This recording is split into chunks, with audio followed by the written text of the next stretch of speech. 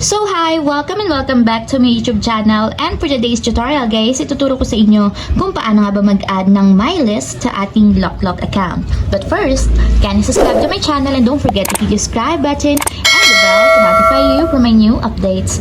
And if you want to learn more, just keep on watching and let's start. So ayan guys, for today's video, i-open muna natin ang ating LokLok account or yung ating LokLok app. And then after yan guys, pagka-open ng ating LokLok account is pumili lang tayo ng movie na gusto nating ilagay sa ating my list.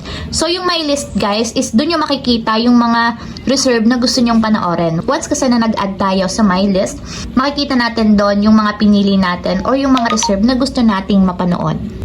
So for example guys, is pipili ako ng isang movie or drama. So, ayan guys, pagka-open, kung makikita nyo dito sa baba, may pamimilian dyan na my list. So, itatap lang natin yung my list. And automatic guys, add to my list na yon. So, dito nyo makikita naman kung saan mapupunta kapag nag-add kayo ng list. So, tap nyo lang yung me or yung profile. And then, dito sa profile guys, i-scroll up nyo lang. And dito sa content, itap nyo yung my list. So, dito na guys, lalabas lahat ng mga in-add ninyo sa inyong my list. So, ayan, kung makikita nyo, ito yung mga nilagay ko dito kasi ito yung mga gusto ko pang panoorin. So, ibig sabihin, dito nyo pwedeng isave yung mga movie na gusto nyong panoorin or gusto nyo ulit balik-balikan.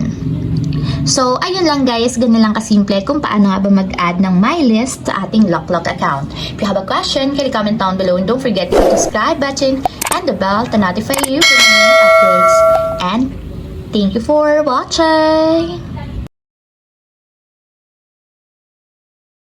Living life, every day, late at night, not okay.